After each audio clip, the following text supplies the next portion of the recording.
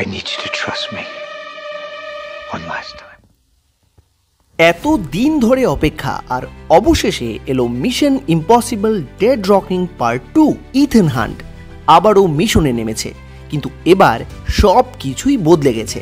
আজকের ভিডিওতে থাকছে সিনেমার ডিটেইলড রিভিউ, পুরনো পার্টগুলোর কানেকশন এবং এমন কিছু তথ্য যা আপনি হয়তো আর কোথাও কখনোই খুঁজে পাবেন না। এই সিনেমার ডিরেক্টর ক্রিস্টোফার আবারও প্রমাণ করলেন যে মিশন ইম্পসিবল শুধুমাত্র একটি অ্যাকশন ফ্র্যাঞ্চাইজি নয়, বরং এটা একটা একেবারে ক্লাসিক সিনেমা। ভিএফএক্স এবার আরও স্মার্ট, বেশি রিয়েলিস্টিক, মিউজিক স্কোর দিয়েছে এক্সট্রা রিয়েলিটি সৃষ্টি করার মতো টেনশন। তো হ্যালো এভরিওয়ান, আবারও সবাইকে স্বাগত জানিয়ে পপকর্নে মশলার নতুন সিনেমা রিভিউর সেশনে শুরু করছি আজকের মুভি রিভিউর ভিডিও।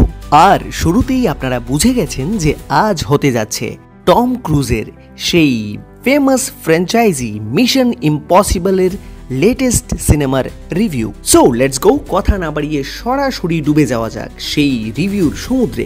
রাশিয়ান সাবমেরিন সেভাস্টোপোলের কথা মনে আছে, যা মিশন ইম্পসিবলের আগের পার্টে সমুদ্রের তলায় ডুবে গিয়েছিল, আর এই সিনেমাটি শুরু হয় ঠিক সেই জায়গা থেকেই। এই সিনেমার শুরুতেই আমরা দেখতে পাই রাশিয়ান সাবমেরিন সেভাস্টোপোল সমুদ্রের গভীরে ডুবে আছে, যেখানে দ্য এন্টিটি নামক একটি ড্রগ এআই তার সোর্স কোড লুকিয়ে রেখেছে। এই এআই এর আগে সাবমেরিনের ক্রুদের প্রতারণা করে নিজেদের ধ্বংস করেছিল। ইথন হান্ট অর্থাৎ টম ক্রুজ জানতে পারে যে এই এআই বিশ্বব্যাপী পারমাণবিক অস্ত্রের নিয়ন্ত্রণ নিতে সক্ষম। তিনি তার দল নিয়ে এই এআই এর সোর্স কোড উদ্ধার করতে একটি বিপজ্জনক মিশনে নামেন। ইথন ও তার দল সাবমেরিনের লোকেশন নির্ধারণের জন্য বিভিন্ন সূত্রের মাধ্যমে খবর নিয়ে তারা জানতে পারে যে সাবমেরিনটি দক্ষিণ আফ্রিকার সমুদ্রের উপকূলে ডুবে আছে।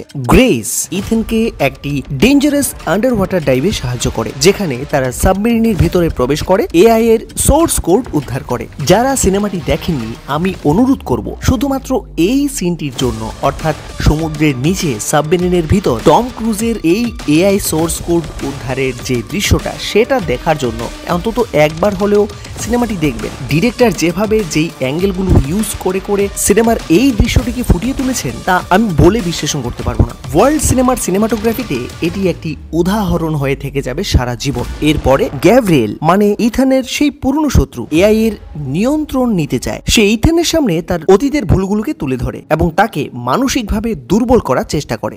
লুথার লন্ডনে একটি পারমাণবিক বিস্ফোরণ রোধ করতে গিয়ে নিজের জীবনকে উৎসর্গ করে। তার এই আত্মত্যাগ দলকে মিশনে এগিয়ে যেতে আরো বেশি ইন্সপায়ার করে। এরপর আমরা দেখতে পাই ইথন এবং গ্যাব্রিয়েলের সেই স্কাই ফাইট। টম ক্রুজের মতো অভিনেতা 62 বছর বয়সেও এখনো নিজেই করেন এই সিনেমার সবগুলো স্টান্ট। পাহাড়ের উপর বাইক থেকে ঝাঁপ দেওয়া হোক, চলন্ত ট্রেনের উপর ফাইট হোক, বা আর্মি এয়ারবাস A400M এর মধ্যে সেই ঝুলে থাকাই হোক, সবকিছুই টম ক্রুজের নিজের করা স্টান্ট। আর এবারে এর চাইতে আরো এক ধাপ এগিয়ে টম ক্রুজকে দেখা যাবে আকাশের মধ্যেই একটি প্লেন থেকে অন্য প্লেনে ঝাঁপ দেওয়ার দৃশ্যে, যা দেখার সময় দর্শক হিসেবে আপনারই ঊর্ধ্ব শ্বাস উঠে যাবে। অনেকক্ষণ এই যুদ্ধ চলতে থাকে। অবশেষে ইথন গ্যাব্রিয়েলকে পরাজিত করে সেই এআই এর কন্ট্রোল নিজের হাতে নিতে সক্ষম হয় এবং এইভাবে এই মিশন সফলভাবে সম্পন্ন হয়। কিন্তু সিনেমার শেষ দৃশ্যে ইথন এবং তার দল ভবিষ্যতের অনিশ্চয়তা নিয়ে চিন্তিত থাকে,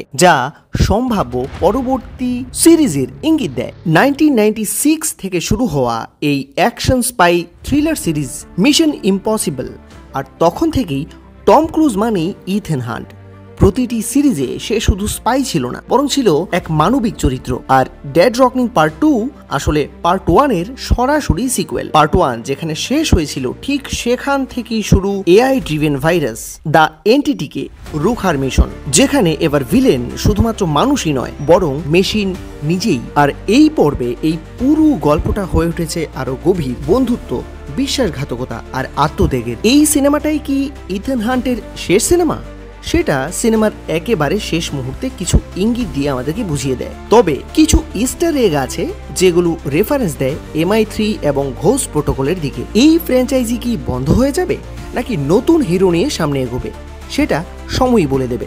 মিশন ইম্পসিবল 2025 এর এই শোটা 100% আপনার সময় এবং টিকিটের দাম আদায় করে নেবে। আর ভিডিও ভালো লাগলে সাবস্ক্রাইব করুন পপকর্নের মশলাকে, কারণ এখানেই আপনি পাবেন বাংলা ভাষায় হলিউড, বলিউড কিংবা বিশ্বের যে কোনো দেশের সিনেমার complete review. So friends, stay tuned with পপকর্নের মশলা for more unknown facts and interesting videos like these. Thank you so much.